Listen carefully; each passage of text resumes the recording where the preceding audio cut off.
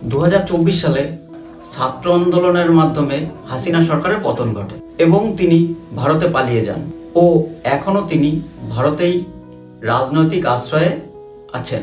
তৎকালীন প্রধানমন্ত্রী হাসিনা ডিসেম্বরে ছাত্র আন্দোলনের সময় পুলিশকে গুলি করার নির্দেশ দেন এবং পুলিশের গুলিতে 600 জন ছাত্র জনতা নিহত এবং 6 থেকে 7,000 জন ছাত্র জনতা আহত হয়। প্রধানত এই হত্যাকাণ্ডের উপর ভিত্তি করে বাংলাদেশের আন্তর্জাতিক ট্রাইব্যুনালে শেখ হাসিনাকে মৃত্যুদণ্ড সাজা দেওয়া হয় এবং বাংলাদেশের অস্থায়ী সরকার ভারতের কাছে চিঠির মাধ্যমে শেখ হাসিনাকে ফেরত চেয়েছে, কিন্তু ভারত সরকার এই চিঠির কোনো রকম উত্তর দেয়নি। এই ফেরত পাঠানো নিয়ে আন্তর্জাতিক আইন কি বলে? সাধারণত বন্দি প্রত্যার্পণ নিয়ে সরাসরি কোনো ইন্টারন্যাশনাল আইন নেই। এই আইনগুলি প্রধানত দুদেশের দ্বিপাক্ষিক চুক্তির মাধ্যমে সম্পন্ন হয়ে থাকে। ঠিক এই ধরনের একটি চুক্তি 2013 খ্রিস্টাব্দে জানুয়ারি মাসে বাংলাদেশ এবং ভারতের মধ্যে।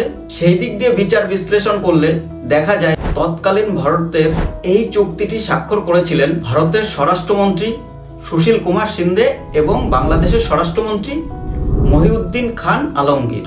এই চুক্তি অনুযায়ী 1 বছরের কারাদণ্ডের শাস্তিযোগ্য অপরাধের জন্য পলাতক আসামিদের বিনিময়ের অনুমতি দেওয়া হয়।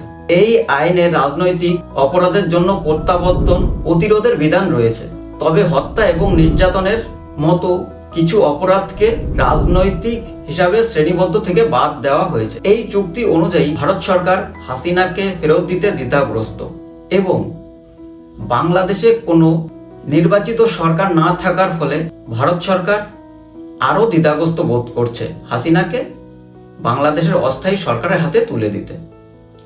তবে কি হবে না হবে এটা ভবিষ্যতের সময় বলবে।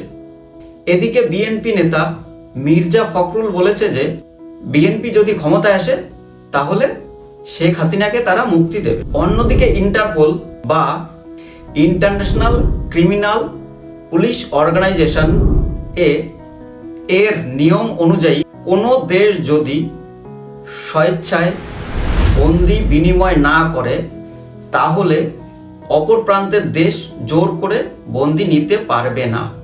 সেই দিক দিয়ে বিচার বিশ্লেষণ করলে দেখা যায় যে ভারত বাংলাদেশের প্রধানমন্ত্রী শেখ হাসিনাকে ফেরত দিতে দায়বদ্ধ নয়। এর কিছু উদাহরণও আছে, যেমন আফগানিস্তানের সাবেক প্রধানমন্ত্রী আশরাফ গানিকে এখনও তালেবান সরকার তার দেশে ফিরিয়ে আনতে পারেনি। আবার অপরদিকে সিরিয়ার প্রধানমন্ত্রী বাশার আল আসাদকে রাশিয়া থেকে সিরিয়ার অস্থায়ী সরকার এখনও ফিরিয়ে আনতে পারেনি। তাই প্রাক্তন বাংলাদেশের প্রধানমন্ত্রী শেখ হাসিনাকে ভারতের হাত থেকে ফিরিয়ে নেওয়ার কোনো আইনি পদক্ষেপ বাংলাদেশের অস্থায়ী সরকার নিতে পারবে না। যদি ইন্টারন্যাশনাল আইনের দিকে তাকিয়ে বাংলাদেশের অস্থায়ী সরকার শেখ হাসিনাকে ফিরিয়ে নেওয়ার জন্য কোনো প্রকার জোর দেয় তাহলে তারা ভুল করবে। কারণ ভারত যদি একমাত্র স্বেচ্ছায় বাংলাদেশকে হাসিনাকে ফেরত দেয় তবেই শেখ হাসিনা বাংলাদেশে যেতে পারবে, তাছাড়া কোনোভাবে পারার কোনো রাস্তা নেই।